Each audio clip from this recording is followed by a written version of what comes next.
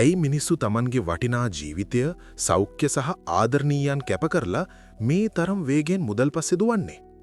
අපි හැමෝම හිතන්නේ යම් දවසක අපිට ඕන කරන මුදල් ටික හම්බ වුණාම අපිට සතුටින් ඉන්න පුරුවන් වෙයි කියලා. නමුත් ඇත්තටම ඒ දවස කවදාවත් එන්නේ නැත්තේ ඇයි?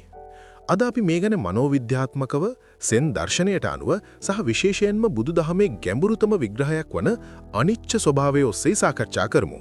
මුලින්ම අපි මනෝවිද්‍යාත්මක පැත්ත බලමු.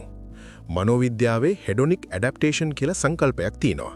ඒ කියන්නේ අපිට මොනතරම් දේවල් ලැබුණත් අපේ සිත ඒ දේවල් වලට ඉතා ඉක්මනින් හුරු වෙනවා.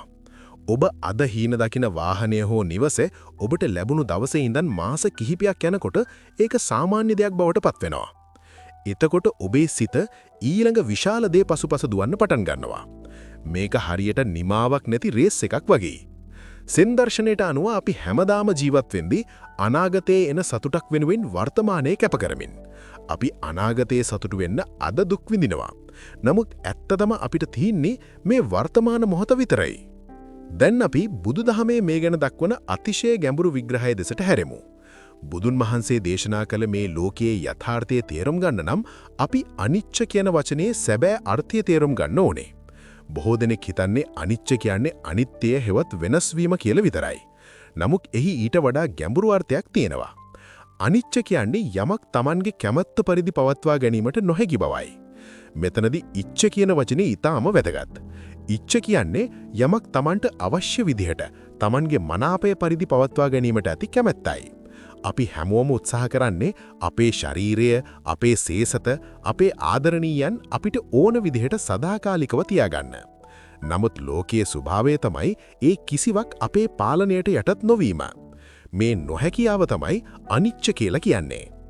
මේ දුකට මුල තමයි සංරැස් කිරීම.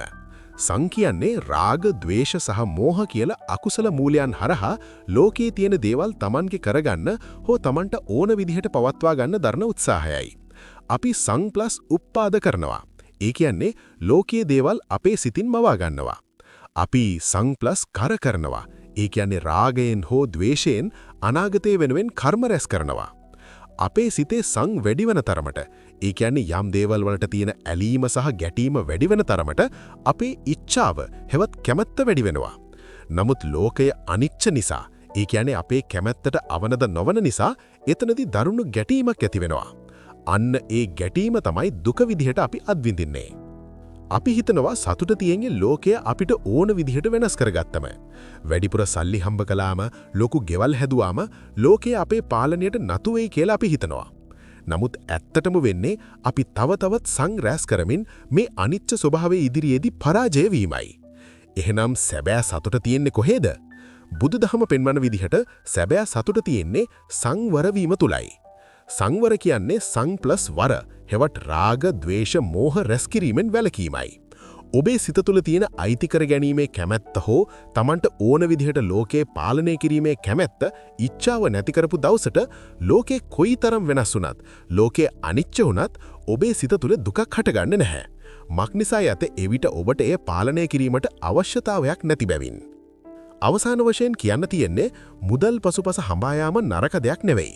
නමුත් ඒ පසුපස යන්නේ සැබෑ සතුට එතන තියෙනවා කියන මුලාවෙන් නම් ඔබ පරදුවට තබන්නේ ඔබේ වටිනා ජීවිතයයි.